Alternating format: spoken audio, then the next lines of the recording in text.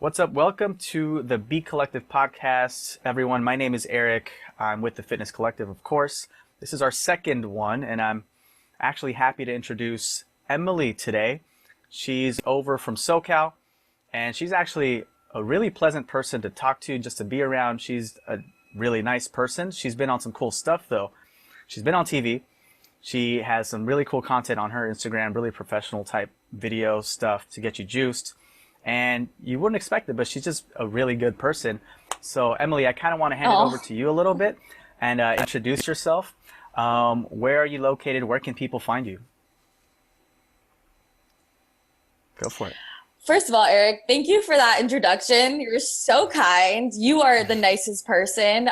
Just to backtrack a little bit, I met Eric traveling for work in San Francisco, and right away, just an instant connection through the fitness industry. I took his class at Body Rock, and it's not, it's easy to connect with fitness professionals when you are one, but it's one thing to actually make that authentic connection. I felt like I made that connection with you, and we've stayed in touch ever since. And my abs have been sore ever since. So thank you for that. Right. But yeah, so I'm in Los Angeles right now. I used to go to San Francisco a lot for work, like what I said. And yeah, fitness is in my blood. I'm a group fitness instructor and personal trainer. So I teach mat Pilates, I teach spin, I teach muscle conditioning, body pump, a little bit of everything. And I really try to focus on the mental health aspect as well. I think so many times in fitness, it's focused on just the physical aspect, just losing weight, just getting into shape, which of course is important. But I think it's also really important to bring the mental aspect in as well and burn off the steam that's going on internally as well. And that's the other part about losing weight too, that I really try to preach behind motivation and inspiring people to just let go, be themselves, and kind of discover themselves, reach a destination mentally and physically in fitness. Right. So fitness is like this confidence facilitating thing that just kind of boosts people up. Right. It's essential. And that whole conversation has been going on a lot. What would you say is your specialty? Is it just kind of building people's confidence up? Because it seems like obviously you can do all kinds of stuff, spin, conditioning, Pilates, you can do it all. Is there Right. anything that you think is your specialty, whether it's fitness itself or like mental conditioning? Right. Yeah, so I started my brand called Fit Food Junkies. And the reason that I called it that is fitness, right? You got Hmm. to work out, the food part, Hmm. you got to eat healthy. But then the junkie aspect, almost, it became an addiction for me in the best way Right. possible. So I actually began this healthy addiction with exercise where it just made me feel so good. And then I wanted to instill that in other people. So I think my biggest specialty is to inspire and motivate people in exercise. I think one of my favorites probably in spin when we're on the bike and we're sprinting and I'm like, okay, what's at your finish line today? What's at the peak? What's at the top of your hill? And when you actually Hmm. put that and you envision it onto your ride, I think it really makes a big difference. And so I'm just instilling that motivation, inspiring people. I wasn't going to ask this, but since you brought this up, because this is part of what I'm writing in my book, the addiction to fitness, this is kind of a Mhm. tangent, but I'm sure you can answer Yeah. this. At what point does the addiction become an actual problem? Like, say Hmm. for spin, there are people who take 2 spin classes a day, and Right. obviously, I know from talking to instructors, they teach it, and even like 7 classes a week is a lot. And for clients who are strictly addicted to the fitness of it, they don't realize that they're kind of accruing damage on themselves. How do you get someone who's literally addicted to the pain to Hmm. kind of ease back? Right. Well, I can actually relate to this question a lot because I used to be addicted to exercise in a negative way. Hmm. I think in college a lot too, when I was stressed, I would think I can burn off steam through exercise, which I still think is the case. Hmm. But I became overly obsessed where I was a gym rat. Like you would see me at the gym for hours and it was Hmm. not healthy. Hmm. And I think I've realized that now, how there was just it was almost like anything that I was going through in life, whether it was any form of anxiety or depression or just Hmm. any form of of a negative aspect of mental health that I was going through when I was in the gym, that's how I burned off steam. But it was almost hiding the actual pain that I was going through. So I think that now I call it still addicted to health because I changed my negative into a positive addiction. Hmm. But I think it's important to find that happy medium. I'll do little tricks now, like setting a timer, and I'm Yeah. like, okay, you need to be Yeah. out by an hour, Yeah. whatever the time is, because I Hmm. lose track of time that way. And just knowing that I think it's really important to know why you're there. So it's like if I'm trying to burn off steam, I know why I'm there, but I want to make sure that I'm able to cope with whatever I'm going through in other forms too. So I'm not Hmm. just hiding a certain pain, if that makes sense. Yeah. Exercise makes me feel good, but I want to make sure that I'm doing it in a positive way and not negatively like I was doing before. Yeah, no, that's something I think worth talking about maybe for the next episode. But Yeah, how to avoid tipping over from pleasure to pain and right. masking the pain.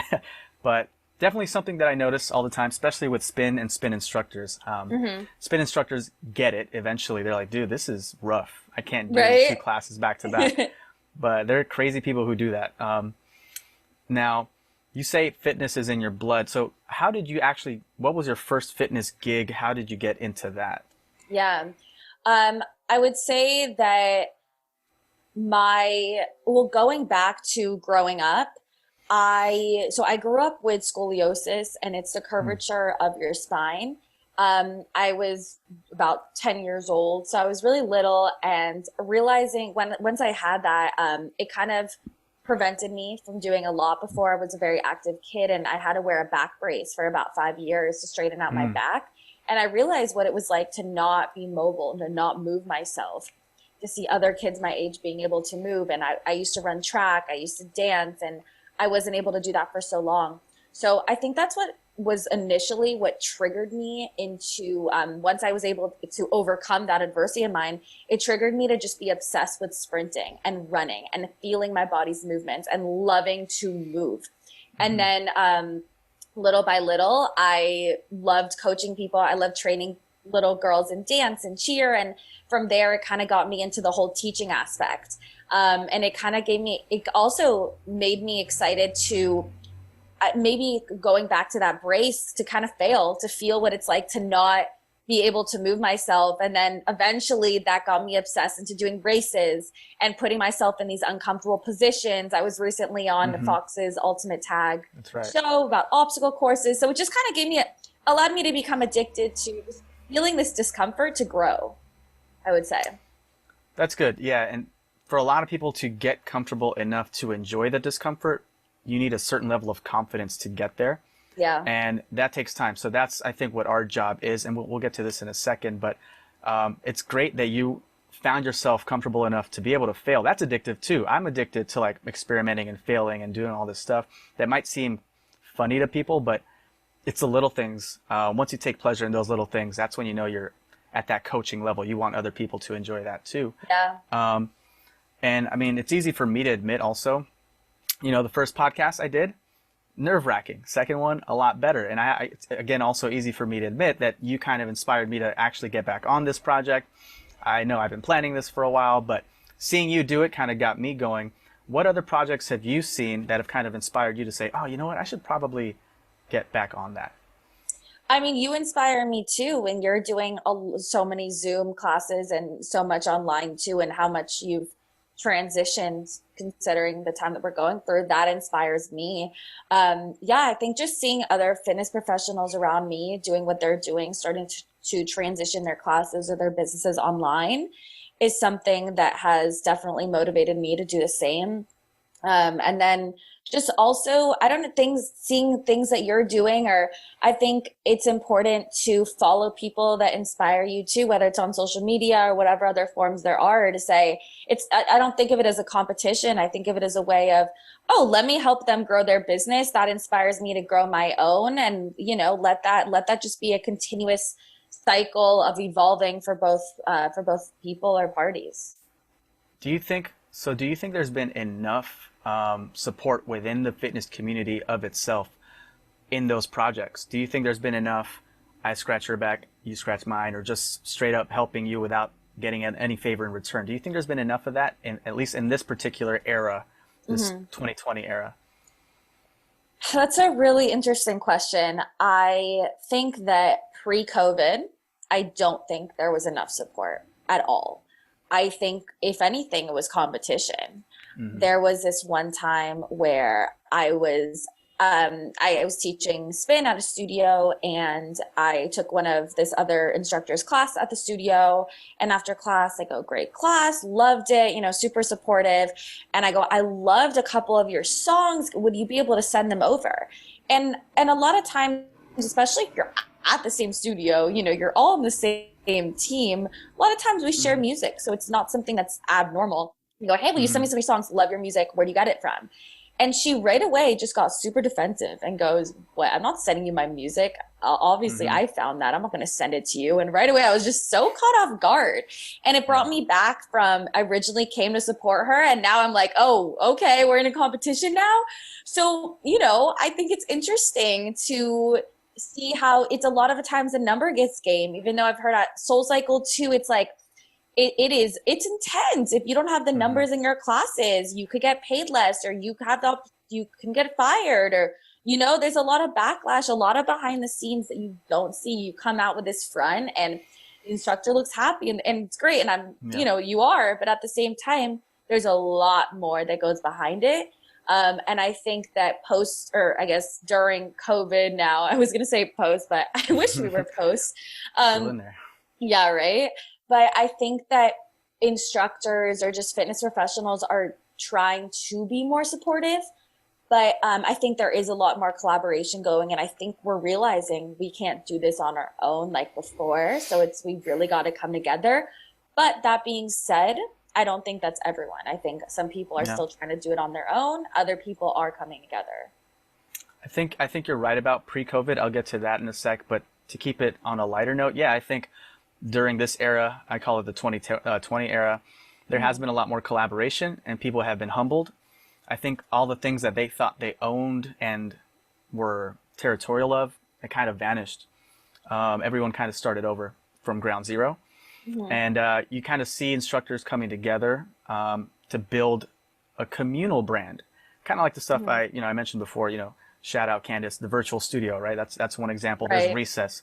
Lots of instructors who realize if we do this on our own, we're just kind of aimless with this thing. If we collaborate, we can actually build a platform for ourselves Mhm. and Mhm. become, our own brand, and it's a good brand. Right. So I hope that that continues. I hope people kind of maintain that energy after this, maybe I next hope year. so. Because pre-COVID, you're right. There was a lot of territorialism, pettiness. I think people thought that they owned certain things, that they owned the music that they find, for instance, when of course that music's free flowing for everyone. I take my cues from the electronic music scene, like everyone shares everything. People Mhm. mash music up, and back then it was just here, share it. So I share the Yeah. music. I don't care. Like you can use whatever you want. Um, of course, there's also like things that like time slots, clients that people brought the sales culture from their other job, that account executive mentality over to the fitness world. And it can work, I guess, in a place that facilitates that, like Soul Cycle, where they kind of want you to have that cutthroat mentality. But if we look right now, it doesn't really work. Like you kind of have to be, forthcoming with knowledge and Right. share in order for the fitness community, the scene or the fad, whatever you want to call it, to continue past this kind of, jarring era. Because right now, I'm pretty sure 95% of fitness instructors are not making the money they were or enjoying the life that they Right. once had. So it's gonna be better in the long run to support each other. But that kind of salesy culture stuff, that I think that has to go.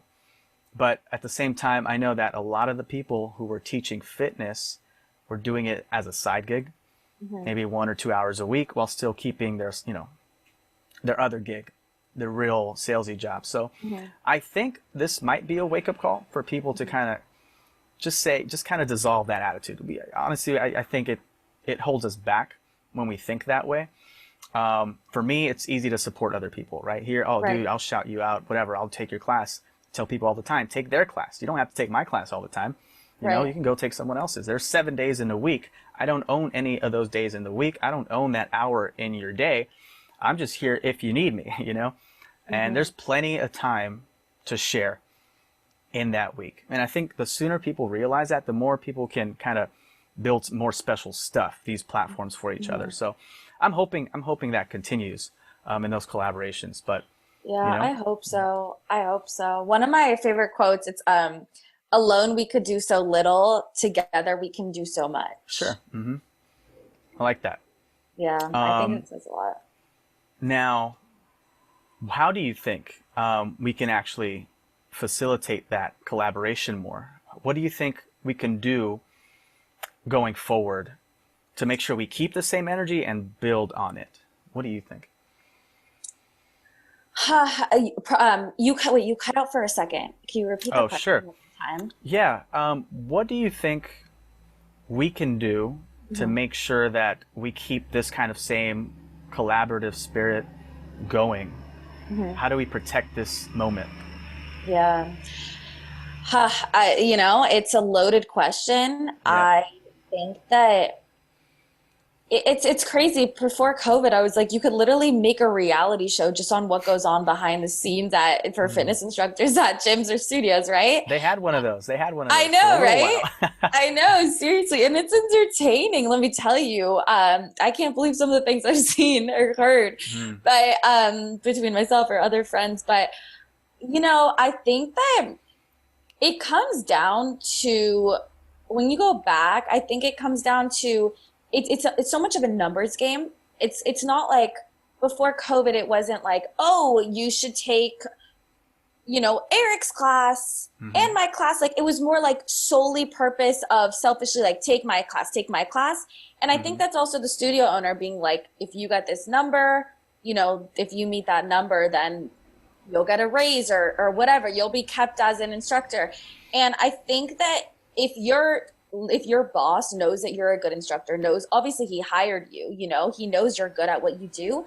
I think there needs to be more collaboration, like, hey, you should take Eric's class too. Like, I haven't seen you in his class, or take my class next week after. Like, I really want you to feel for both classes. So I think there needs to be more of the instructors, not just obviously you want people to come to your own class, but it's Mhm. so competitive where people are only focusing on not the not quality, but they're focused on quantity of the number of people Mhm. that come into their classes. Mhm. And right now, I think with quarantine, COVID, all of that, it's now I think people are starting to realize that it is more quality. Like the people that are coming back to them are the quality people that have stayed with them. It's not been Mhm. a part of the numbers game. So I think going after, if people start focusing on quality and building those connections, whether it's virtually or in person, with the people that take their class, and truly appreciating, like I remember one time, I think starting one time I had a class where I had one person in it. And Mhm. I didn't treat that person like that person wasn't there and was, upset that I had no one in my class. No, Mhm. it's the quality and it's building that connection, because now maybe that person is a lifetime client and now a Zoom Mhm. client, Mhm. and then that they can tell someone else. So I think it's focusing on quality versus quantity if you want to make an authentic connection with your audience. And fitness professionals to support one another. So if I had someone, that quality person that took my class and said, hey, oh my God, you're taking my class tomorrow. Amazing. Maybe the next day you should try Eric's class the next day. I feel like you would love it. And then maybe Eric, you're going to say, you should take Emily's class on Saturday, and that's how you build your clientele. That's how you support fitness Mhm. professionals and build this strong community that we should have been doing from the start. Mhm. Or a pipeline, to use one of those terms that salesy people like to use. But I think Right. that some of the instructors who are already stubborn about this are probably stuck in their ways. So I think Yes. the best way to kind of make sure in the long run that we keep the spirit going is we have to nurture the new instructors coming up. Mm-hmm. Because if you're a new instructor and you've seen some of the stuff that you mentioned, and you're going to think that's normal, and you're Mm-hmm. probably going to end up building those habits and kind of shying away from giving advice and saying, no, this is all mine. So what I think we have to do is kind of treat new instructors as, our children, I guess, and Right. it's kind of funny, but in college you have your big and your little, that kind of thing. I think you kind of Mm-hmm. need a mentor in these studios, in these gyms, an instructor that is trusted to kind of bring these people up and show them the right way to do things, to be forthcoming and not withholding of Yeah, I knowledge agree. and that kind of stuff. And I think that's going to take time for it to show itself, years. But I think that's the way to do it. I think what we have now is kind of what we have. But to build for the future, you kind of just have to protect this spirit by showing the Yeah, new instructors, hey, this is how it actually should be, this collaborative stuff. So yeah, I think that maybe co-ownership of time slots, a collaboration on playlists, and people, some studios already do this, team teaching, that kind of stuff is good. I think right. we just need to see more of that, I and hopefully agree. we do going forward. I agree. Well, talking about the future, is there anything you got going on maybe next year or even in the next 6 months that you kind of want to shout out or kind of inspire yourself to commit to? Yeah, I so you can find me on Instagram at Fit Food Junkies. I Hmm. also have a podcast called Fit Food Junkies as That's well, right. talking all about mental health, fitness, health, wellness, nutrition, a lot of business coaching, all of that as well. And that's something I started during COVID that's really just inspired me to hear from other professionals and collaborate with people and shout them out too with what they're doing, you know? So I think that's been a great support system, building other fitness professionals up as well in our community. And yeah, right now I'm trying to get more. I'm half Mexican, so I see that there is a need to really just educate Latino population to be healthy, and so I'm really trying to focus on starting something targeting that specific community. Spanish was my first language, so targeting that specific community just to get them up and move and be healthy. And I think it just carries on to I really like my goal is to help people just be active and to move their body. And that's what I tell people. It's like, if you don't want to work out today, change your wording. Instead of saying, I don't want to work out, just say, like, I get to move today. I have the ability to move today, whether it's a walk, whatever it is. It could be something so small like a stretch, just moving your body. And that's just kind of my goal, to get people up and feel good on the inside out and inspire people to reach their potential of greatness. So that's kind of what inspires me. Two things in there. So you actually answered the next question that I was going to ask you. What do you think is the essential role Hmm. of the fitness professional? But I think you answered it. Just to kind of get people to rethink about what exercise or performance is, Right. and simplify it to something you can do it. You can do it at any time. You don't need a whole 2 hours to work out. Yeah. You can do your 5 minute stretch, and that's almost enough sometimes. Right. And you also touched on something I wish we had more time to talk about, but it might end up being the next topic. You know, fitness itself, you can kind of tell who makes up most of the demographics, not only Mhm. in clients, but also instructors. And I was Right. going to talk, and I think for next time, we'll say this for next time, to speak about the diversity or lack of, and how to get it more Yeah. diverse. But Yeah. that is probably a tease for the next episode. Yeah. Coming soon. Coming soon, maybe next month. But Emily, if there's anything else you want to shout out, anything at all, go for it. The floor is yours. That was great. You're great to talk to. And yeah, if you have anything else that you want to shout out. Yeah. Thank you so much for having me on. It's been such a pleasure. Yeah, I think you're such a great interviewer, really.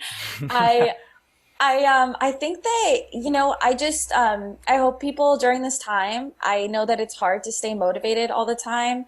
And it's just get up and move. Just move your body. Go on a walk, stretch. If you can't get yourself to do a full workout, little by little, just every day, create a new goal for yourself. That's what it's all about. And yeah, I'm teaching online as well. Zoom messaged me, and Eric inspired me to get back on there too. So take his classes too. I'm taking his classes next week. And that's what it's all Okay. about. Just Hmm. supporting each other, growing this fitness community. And maybe you have a friend that you can tell to take Eric's class, and then maybe you guys want to take my class the next day. That's really what it's all about. A little spice of life. Get a different instructor, different kind of classes. And yeah, I think it's all about supporting one another. And if I also think if you're a fitness professional, it's time to start supporting one another. It's not a competition anymore. Agreed. That's why I brought you on. You get it. You see the big picture. Everyone, I'll be posting all of our links on the YouTube and the Spotify's and the iTunes. I'll put it up there for you guys just so you can follow her and follow us at the Fitness Collective. Again, my name's Eric, Emily here, and I'll catch you guys soon on the next one, everyone. I'll see you guys next time. Be collective. See ya. Thanks so much for having Bye. me on, Eric. Thanks, guys.